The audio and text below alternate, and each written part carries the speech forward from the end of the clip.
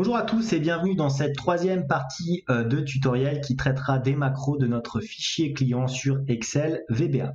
Mais tout d'abord, et comme à chaque fois, si vous souhaitez aller plus loin dans les explications, je vous invite à cliquer sur les liens de formation dans la description. Et si vous ne souhaitez pas rater mes vidéos sur la comptabilité, la finance et l'utilisation des outils tels qu'Excel dans le monde de l'entreprise, n'hésitez pas à vous abonner à la chaîne.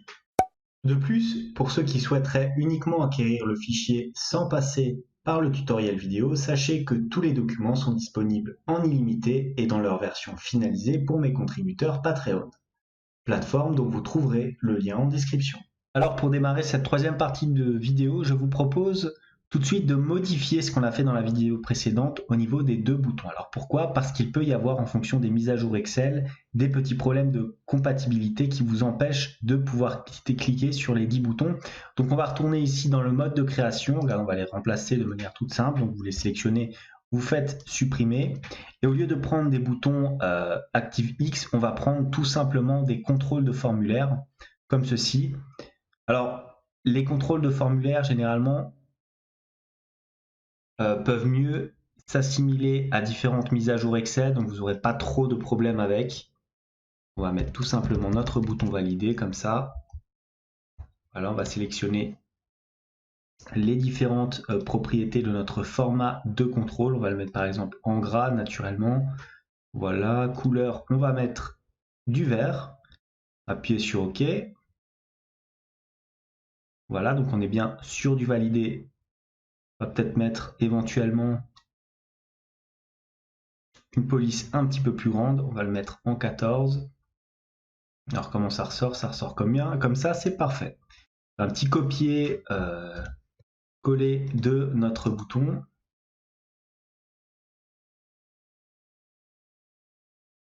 Voilà. On va modifier notre zone de texte et on va l'appeler tout simplement effacer. Comme ça, on fait un petit clic droit dessus, format de contrôle, et on va mettre éventuellement le texte en rouge. Appuie sur OK. Il faut que je le sélectionne. Voilà.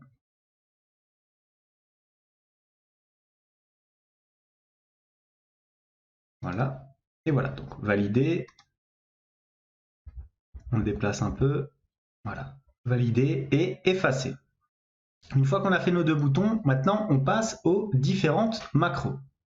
Alors on va démarrer au niveau des macros par la première et la plus simple qui va concerner la macro d'effacement ici qu'on va mettre sur notre bouton effacer. Alors c'est très simple, il va falloir effacer toutes les cases en blanc ici de la saisie de notre utilisateur. Donc pour cela, on va créer notre macro, donc on se place ici dans le petit icône visual basique. Regardez, une nouvelle fenêtre va s'ouvrir. Vous n'allez pas taper dans le code directement ici dans feuille 1. Vous allez insérer ce que l'on appelle un module. Donc on fait un clic droit, insertion, module. C'est donc dans ce module que vous allez taper votre code. Donc on y va. On va appeler notre code, on va l'appeler effacer. Donc on va écrire sub effacer, comme ceci. On appuie sur entrée, regardez. Voici donc le squelette de notre code qui démarre par sub et qui finit naturellement par nsub. Donc nous allons écrire toute la procédure entre ces deux éléments. Donc nous souhaitons quoi? Nous souhaitons sélectionner les différentes cellules. Donc pour cela on doit faire range. On ouvre les guillemets. La première cellule à sélectionner c'est la cellule C2. On ferme les guillemets. On ferme la parenthèse. Point. Qu'est-ce qu'on souhaite faire? Regardez. Clear contents, c'est-à-dire supprimer l'ensemble des éléments de la cellule. On va répéter tout ça pour toutes les cellules.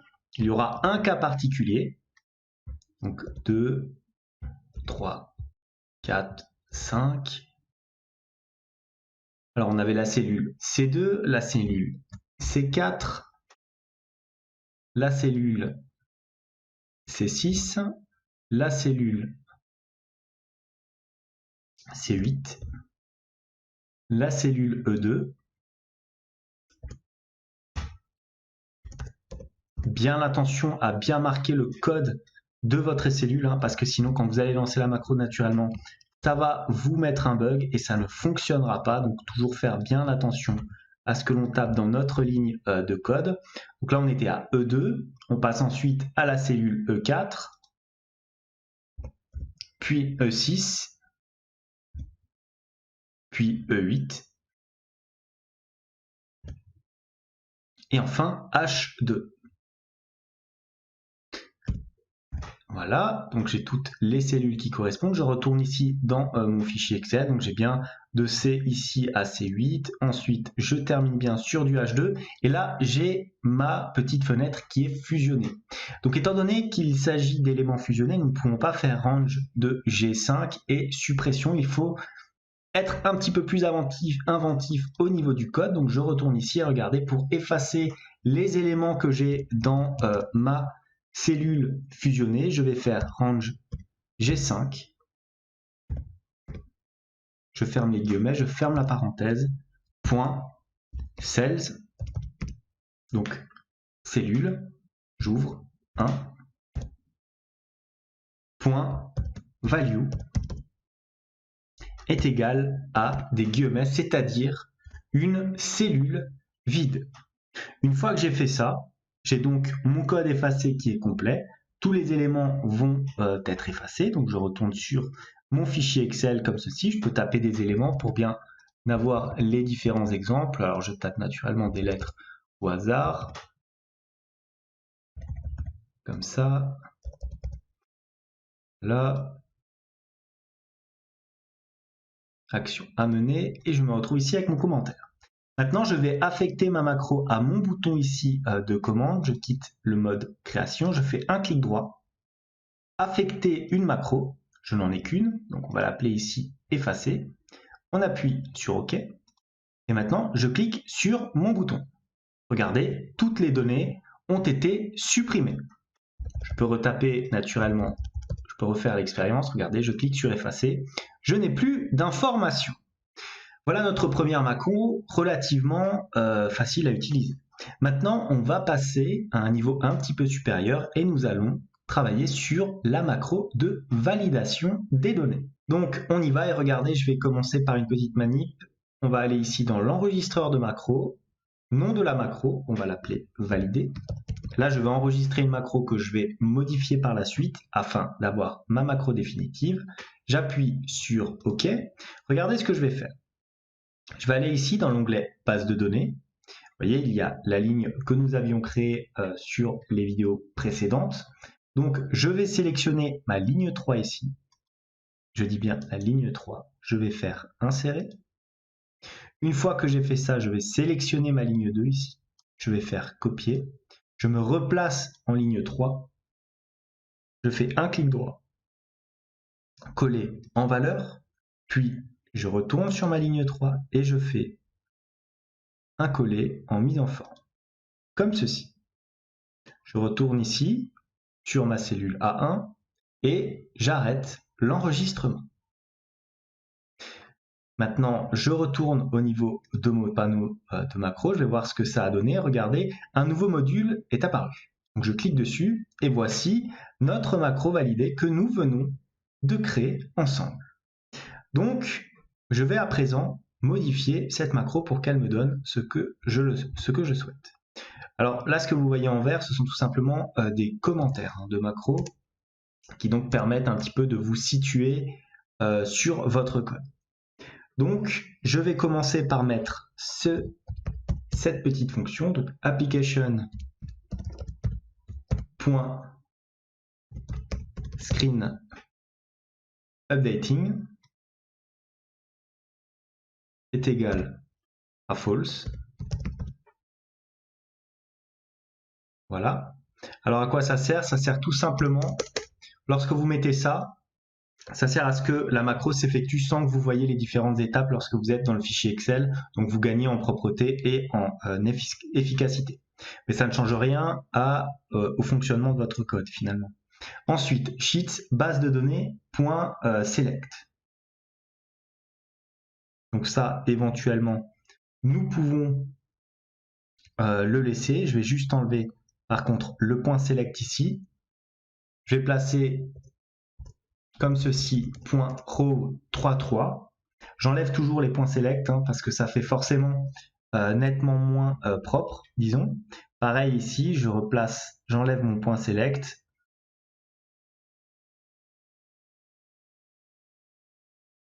Comme ça, voilà. Comme ceci, donc on est sur du Insert Shift Excel Down. Donc là, on est tout simplement en train d'insérer la ligne. Voilà, Shift Copy Origine. Donc on a tapé tout ça. Je vous propose de descendre. Donc on a Copy Origine Excel Format. Ensuite, on va prendre Sheets base de données.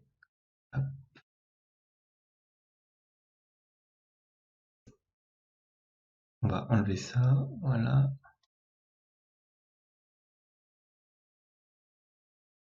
On reprend notre code. CTRL-C. On le place ici, CTRL-V. Le but naturellement est à chaque fois d'enlever les différents selects pour ne pas perturber notre macro commande.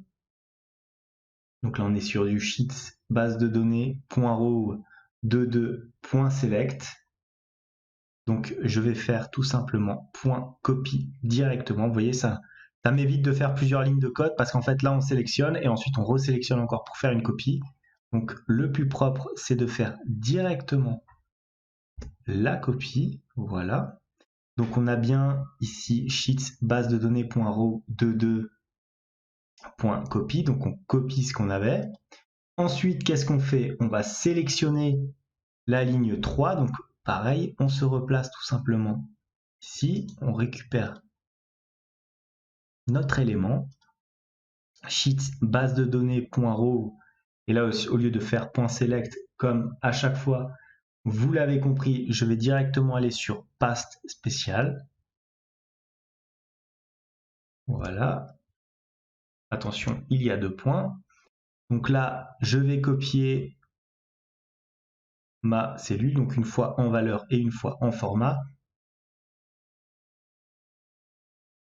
Past value, donc je suis bien là.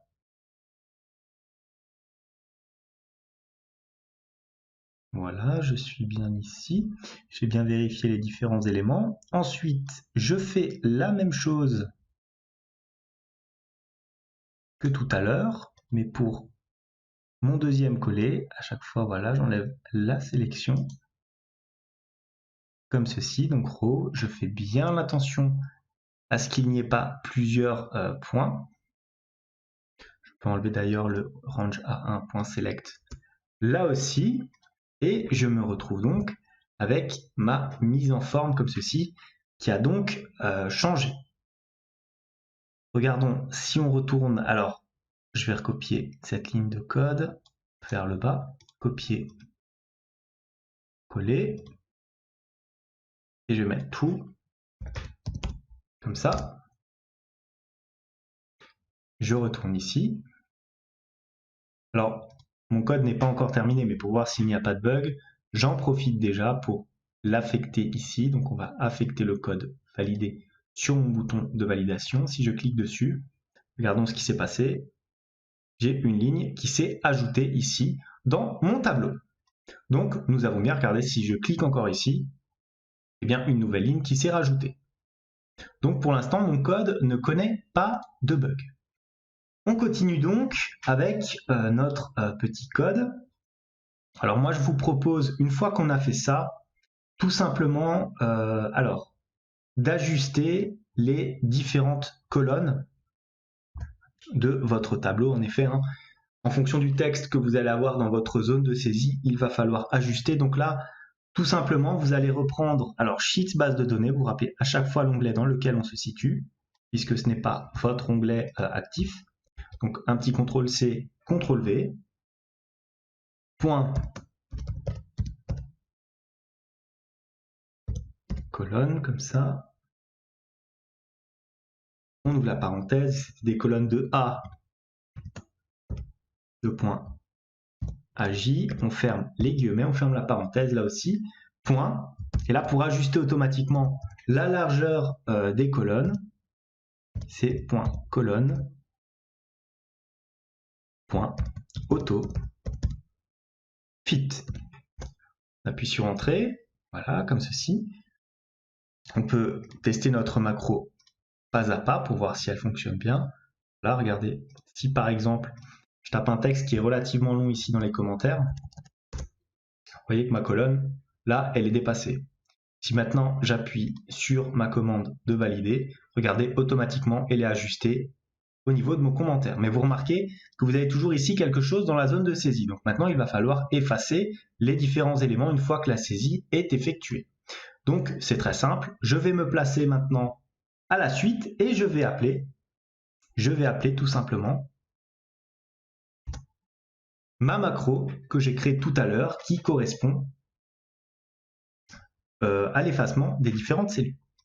Donc on va la mettre ici, voilà, call effacer. Donc quand j'appelle une autre macro, j'utilise naturellement le préfixe ici call. Donc on va appeler la macro effacer, on va effacer ce qu'on a dans notre zone de saisie. Regardez, j'ai saisi donc ici un petit champ en commentaire, j'appuie sur valider. Regardez, j'ai bien mon champ qui est apparu ici, ma colonne qui s'est mise en ajustement automatique et ça a fini par l'enlever de mon masque de saisie. La macro est presque terminée. Donc call effacé.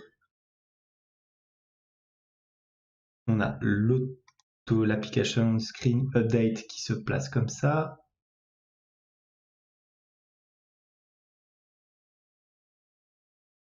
Alors je vous propose maintenant de vous sélectionner la cellule A1 de votre onglet actif pour que ce soit plus propre. Comme ceci, A1. Là, point select. Là, vous pouvez le mettre, hein, puisque de toute façon, c'est la fin de notre macro. Et je propose de rajouter un petit message box qui vous permettra de dire à l'utilisateur que la saisie est maintenant terminée. Donc, message box, on ouvre les guillemets, la saisie a été effectuée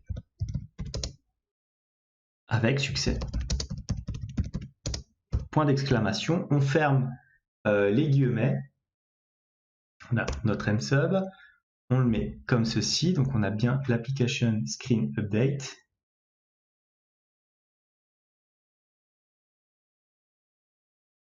Voilà. Je me replace ici. Si maintenant je mets différents champs, je rajoute là, comme ceci, la saisie a été effectuée avec succès. Les différents éléments se sont effacés. Vous avez bien ici votre nouvelle saisie qui est apparue.